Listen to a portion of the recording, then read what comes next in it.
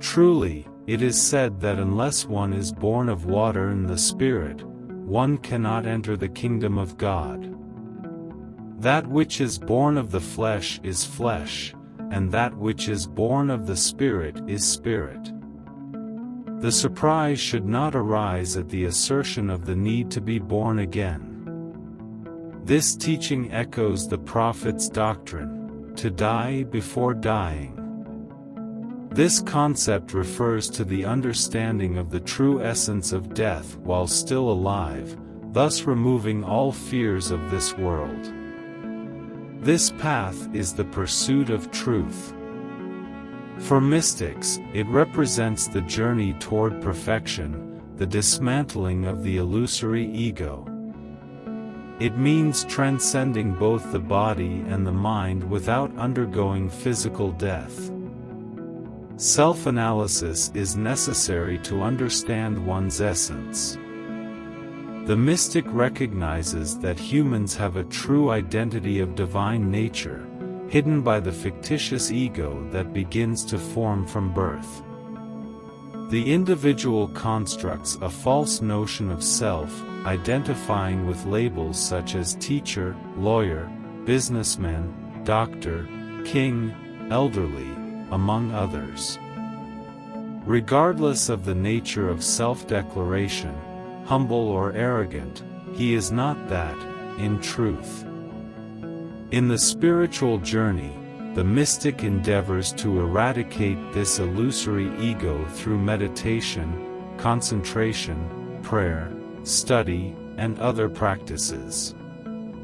The singular purpose is its elimination, allowing the always present reality, obscured by the false ego, to finally reveal itself. Invoking the divine name with devotion, zeal, or by other means, the mystic aims to awaken the spirit of their authentic identity so that it may manifest. Similar to a spring that, gaining strength, breaks through the rock becoming a stream, so is the divine spark within humans.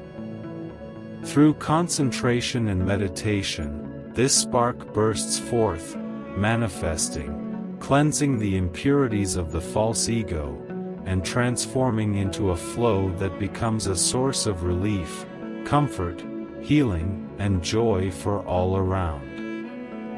The primary focus is on abandoning the false ego. It starts by questioning the nature of I. The entire spiritual process is aimed at this discovery. Through initiation, meditation, and spiritual wisdom, one seeks to answer, what is the I? Where is it located? Reflecting on the sensation the word I evokes, one finds it difficult to localize this I that transcends human understanding. Thus, in attempting to explain the nature of this I to oneself, one refers to what is most immediate, saying, "This is what I have called I." Hence, every soul that attaches to something, in fact, associates itself with its own body, considering it as the most immediate aspect of itself. Thus, the first knowledge a person has about themselves is related to their body, identifying as such. For instance, if you ask a child about their location, they will indicate their body, which is what they can visualize or conceive of themselves. This initial perception becomes deep-seated in the soul, laying the foundation for everything else, objects, individuals, colors, or shapes, to be differentiated by names, not conceived as part of oneself due to the prior identification with the body. In this way, duality emerges, giving rise to the concepts of I and you. However, since the I is the soul's first conception, there is an integral concern with it, while everything else is secondary. Everything beyond this body, identified as one's own, is evaluated based on its relation to it. Thus, all experiences in the physical and mental world become experiences external to the essence of being. The soul resides in this world without ever perceiving anything beyond the I, isolating and imprisoning this notion within the body. As one matures and reflects, this conception of I expands, recognizing itself not just as a body but also as a mind, incorporating thoughts, imagination, and feelings as part of oneself. Thus, one perceives not only a physical body but also a mind. With this understanding, one declares oneself as spirit, encompassing body, mind, and feelings as identity.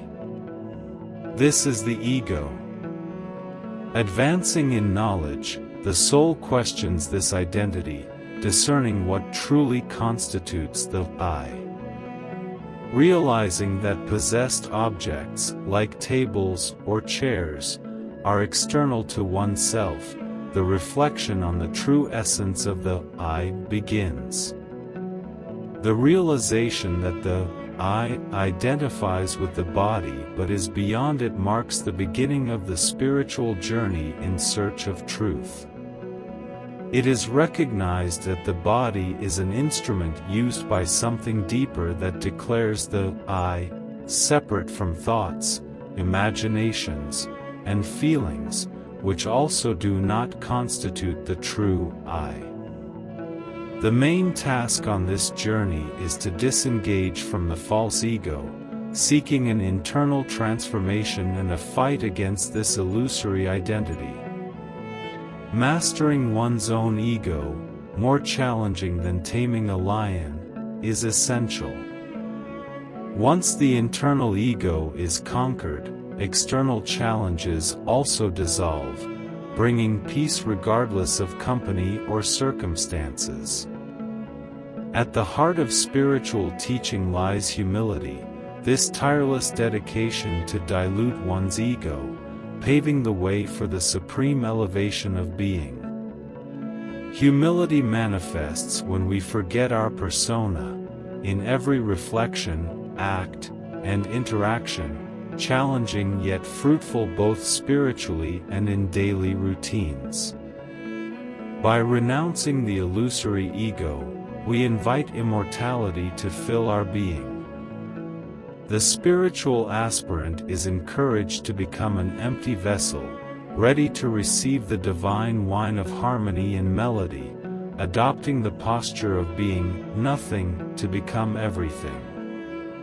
This transformative emptiness is the cradle of bliss, the longing of every true soul.